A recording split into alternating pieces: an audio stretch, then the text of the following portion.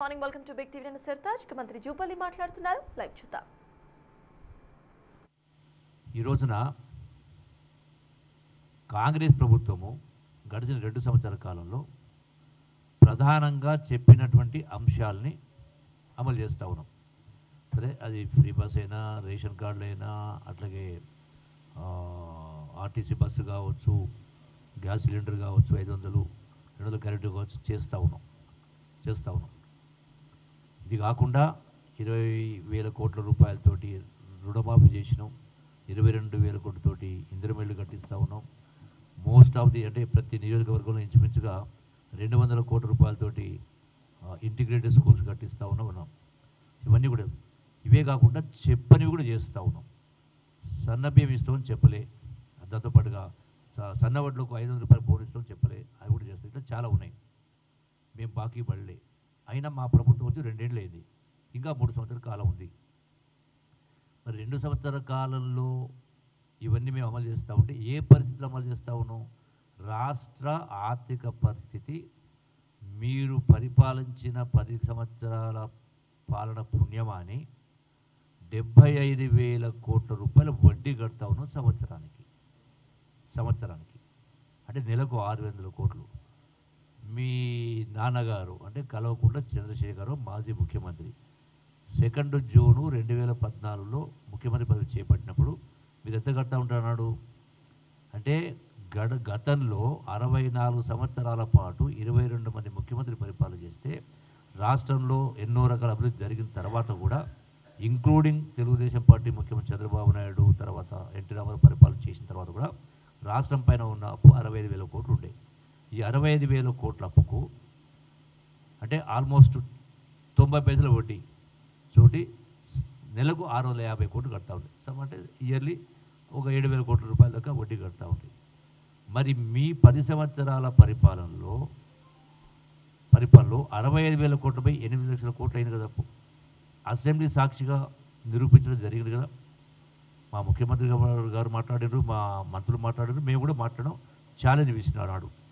అంటే మరి 75,000 కోట్ల రూపాయల వడ్డీ ఈఎంఎస్ కంతులు కడుతూ 2 సంవత్సరాలు 150,000 కోట్లు కడుతూ కూడా మేము ఇవన్నీ చేసినాం. మా బాకీ కార్డు మీ పోని కేటీఆర్ లెక్క ప్రకారం పోతే మా బాకీ కార్డు 2 సంవత్సరాలదే కదా. మాకు ఇంకా 3 సంవత్సరాలు ఉంది. మళ్ళీ ప్రజలు ఆశీర్వదిస్తారు, మళ్ళీ 5 ఏళ్ళు ఉంది. అంటే ఇంకా 8 సంవత్సరాల పాటు ఉంది. అయినా మీరు మా బాకీ కార్డుని 2 సంవత్సరాలు ఇస్తున్నారు. మీ బాకీ కార్డు ఎప్పటిది? మీది 10 సంవత్సరాల బాకీ కార్డు.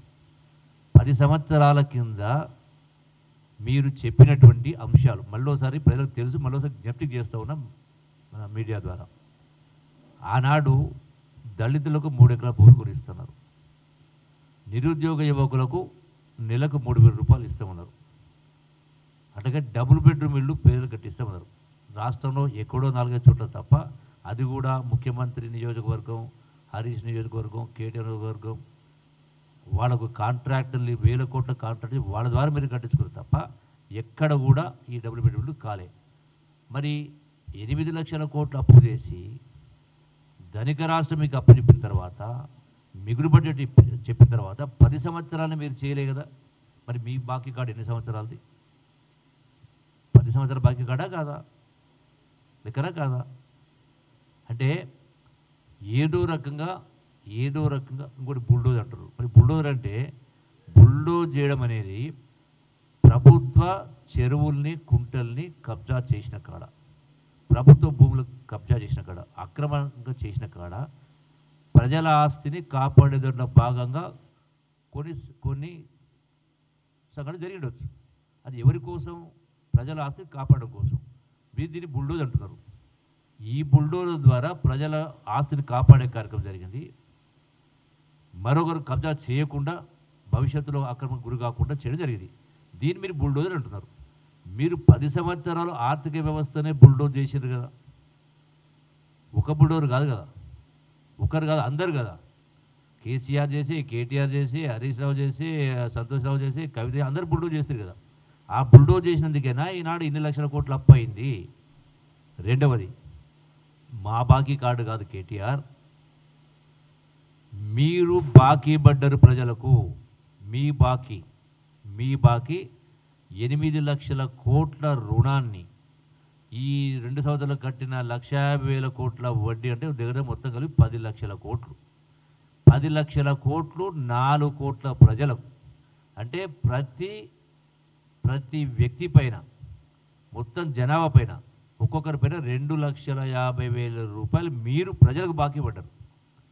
మీ బాకీ కాడు 4 కోట్ల బాకీ కాడు. నీవు ఒక బుల్డోర్ ఒకటి అంటున్నావు, ఒక బాకీ కార్డు అంటున్నావు. అయినా నీవు ప్రస్తావించినటువంటి కాంగ్రెస్ పార్టీకి సంబంధించినటువంటి ఈ తులం బంగారము 2,500 రూపాయలు మాట్లాడుతున్నావు. ఇంకా మాకు ఉంది, భవిష్యత్తు చేయడానికి ఉంది, ఇంకా మీకు లేదు. ఇంకా మీరు పర్మనెంట్గా బాకీ పడ్డారు. బీఆర్ఎస్ పార్టీ ప్రజలకు పర్మనెంట్గా బాకీ పడ్డారు, బాకీ కాడు. మీరు అవినీతితోటి అడ్డగోలుగా వ్యవహారాలు చేసి రాష్ట్రాన్ని ఏ రంగంలో అసలు దేన్ని చూసి మీకు ఓటేయాలి, ఏ లెక్క ప్రకారం మీరు ఓటేయాలి? రాష్ట్రాన్ని ప్రజాస్వామ్యాన్ని కథ చేసిండ్రు, ఆర్థిక వ్యవస్థ నాశనం చేసిండ్రు, కుటుంబ పరిపాలన విచ్చలవిడి చేసిండ్రు, విచ్చలవిడిగా దోపిడీలు జరిగినాయి, విచ్చలవిడిగా కబ్జాలు జరిగినాయి. అందుకని మీరు గొంతు దించి అరుచుకున్నా, నీవు ఎన్ని బాకీ కార్డుని మాట్లాడినా, ఎన్ని బుల్డోర్ని మాట్లాడినా మీ పార్టీని మిమ్మల్ని ఈ జూబ్లీస్ ఎన్నికల్లో జూబ్లీస్ ప్రజలు బుల్డోజ్ చేసి పర్మనెంట్గా కథ చేయబోతారు. Thank you.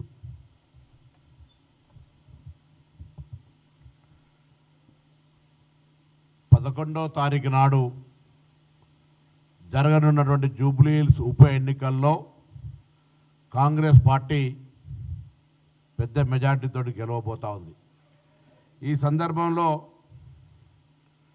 అక్కడి నుంచి ప్రాతినిధ్యం వహిస్తున్నటువంటి పార్లమెంటు సభ్యుడు, కేంద్ర మంత్రి కిషన్ రెడ్డి గారికి ఒక ఛాలెంజ్ చేస్తూ ఉన్నాం. తనను పార్లమెంటు సభ్యుడిగా గెలిపించడానికి ఉపయోగపడ్డటువంటి బీఆర్ఎస్ పార్టీకి, టీఆర్ఎస్ పార్టీకి, కేసీఆర్ గారికి గురుదక్షిణ కింద ఈ ఉప ఎన్నికల్లో వాళ్ళ అభ్యర్థిని బలిస్తా ఉన్నాడు. ఎందుకంటే ఈయన 2019 నుంచి సికింద్రాబాద్ పార్లమెంటు సభ్యుడు, కేంద్ర హోంశాఖ సహాయ మంత్రులు, టూరిజం శాఖ మంత్రి, ప్రస్తుతం బొగ్గు గనుల శాఖ మంత్రి. జూబ్లీహిల్స్ నియోజకవర్గం సికింద్రాబాద్ పార్లమెంట్లో అంతర్భాగం. ఒక్కసారి ఓట్ల సరళి చూసుకున్నట్టయితే 2018 శాసనసభ ఎన్నికల్లో కాంగ్రెస్ పార్టీకి 52,975 ఓట్లు వస్తే టీఆర్ఎస్ పార్టీ 68,979 తోటి గెలిచింది. ఆనాడు బీజేపీకి 8,517 ఓట్లు వచ్చినాయి. 2023 శాసనసభ ఎన్నికల్లో కాంగ్రెస్ పార్టీకి 64,212 ఓట్లు వస్తే టీఆర్ఎస్ పార్టీకి 80,549 ఓట్లు వచ్చినాయి. బీజేపీకి 25,866 ఓట్లు వచ్చినాయి.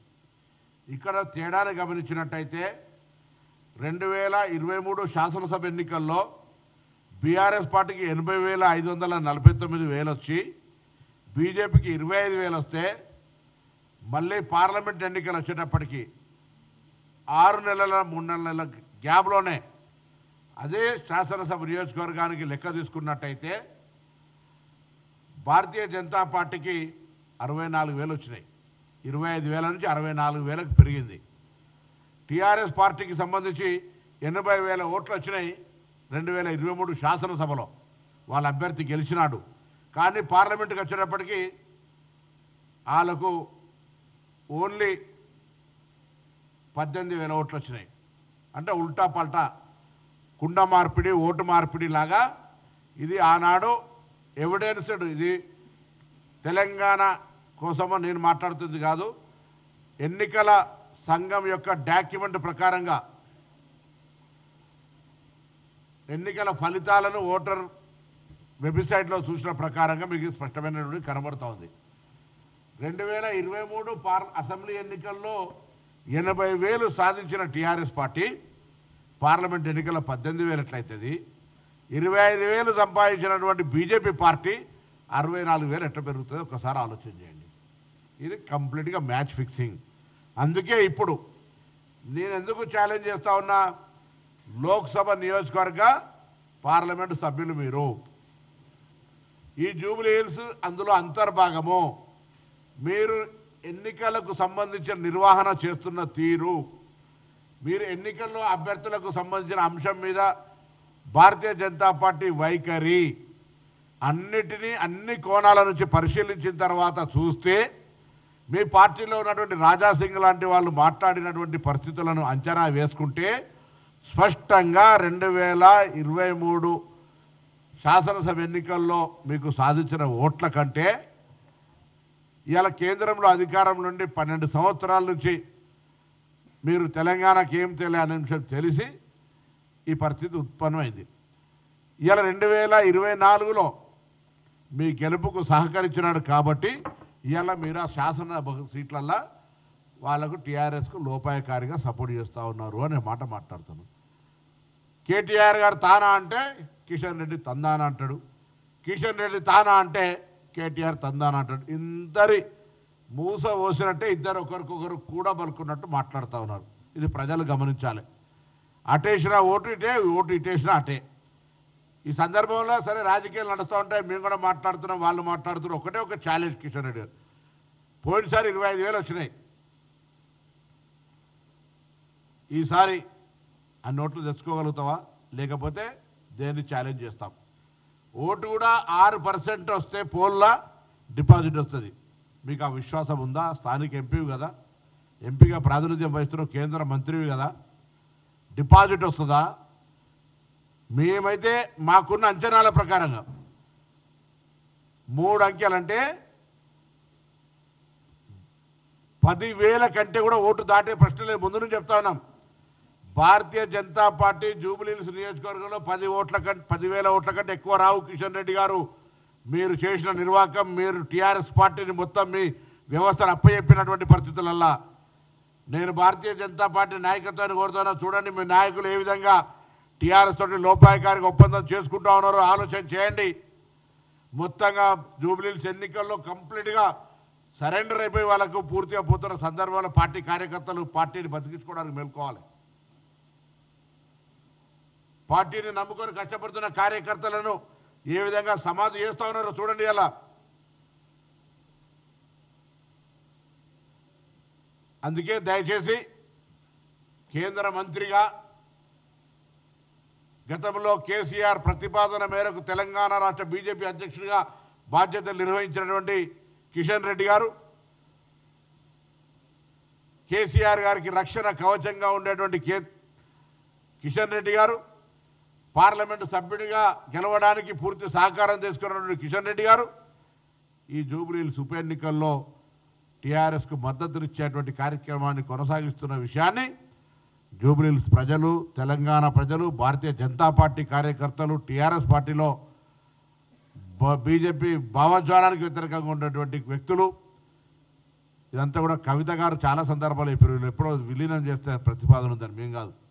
సో ఇవన్నిటి దృష్ట్యా కంటోన్మెంట్ ఉప ఎన్నికల్లో ఏ విధంగానైతే ఉప ఎన్నికల్లో కాంగ్రెస్ గెలిపించుకున్నారో జూబ్లీ హిల్స్ ఎన్నికల్లో కూడా ప్రజలు వీళ్ళ యొక్క వైఖరిని గమనించి అభివృద్ధిని ఆకాంక్షించి కాంగ్రెస్ పార్టీని గెలిపేయాలని కోరుతా ఉన్నాం.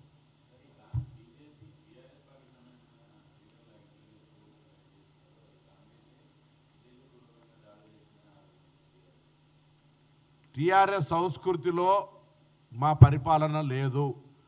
వేధింపులు కానీ రాజకీయపరమైనటువంటి కక్ష సాధింపులకు సంబంధించి మేము చాలా దూరంగా ఉన్నాం. మీరు పక్క ఆంధ్ర రాష్ట్రంలో చూస్తూ ఉన్నారు ఏ విధంగా జరుగుతూ ఉందో, ఎంతమంది జైలుకు పోయారు. ఇక్కడెక్కడన్నా అటువంటి కక్ష సాధింపు చట్టంలో ఏదైనా జరిగితే చట్టపరంగా జరుగుతుంటుంది. మీరు తప్పు చేసి కూడా మమ్మల్ని ఏమన్నదాని అనుకుంటే ఉప ఎన్నికల్లో మొత్తం అధికార దుర్వినియోగం చేస్తాం, మా ఇష్టం వచ్చినట్టు మేము చేస్తాం అంటే ఇంకా అధికారంలో ఉన్నాం, ఎవరు ఎట్లా చెప్తే అట్లా తాబేదారులుగా మారి జరుగుతుంది పని అని ఊహాజనితంగా ఇంకా ప్రభుత్వంలో ఉన్నామనుకొని అంత నియంతృత్వంగా మేము బతుకుతాం, మేము చెప్పిందే నడవాలనేటువంటి ఆలోచన ఉంటే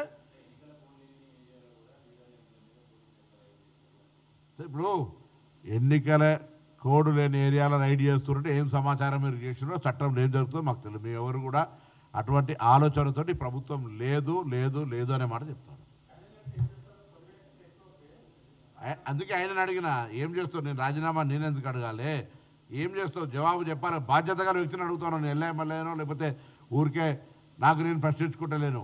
మీ ద్వారా గౌరవ కేంద్ర మంత్రి, ఆ శాసనసభ నియోజకవర్గానికి ప్రాతినిధ్యం వహించే లోక్సభ సభ్యుడు, కేంద్ర మంత్రి, ఆయన నియోజకవర్గంలో 10,000 ఓట్లు కూడా రాకపోతే ఏం ప్రకటన చేస్తావు, ఏం మాట్లాడుతావో ముందే చెప్పు.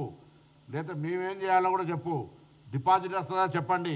పోయినసారి వచ్చిన 25,000 ఓట్లు అన్న వస్తాయో చెప్పండి. ఇవన్నీ రాకుండా మీరు పార్టీతో కుమ్ముకైన ప్రజల కార్యకర్తల ఆరోపణకు ఏం జవాబు చెబుతారో చెప్పండి. ఛాలెంజ్ నేను చేస్తున్నా, రెస్పాండ్ అయినాను గమ్మనండి. కాంగ్రెస్ ప్రజాస్వామ్యాన్ని పూర్తిగా విశ్వసిస్తుంది. కాంగ్రెస్ పార్టీ పూర్తిగా ప్రజాస్వామ్యాన్ని విశ్వసిస్తుంది. ప్రజాస్వామ్యానికి సంబంధించి ఎక్కడ కూడా అటువంటి ఆలోచనతోటి మేము ఓటు చోరీకో లేకపోతే ఇతరత్తా పాల్పడే పార్టీ మాది కాదు.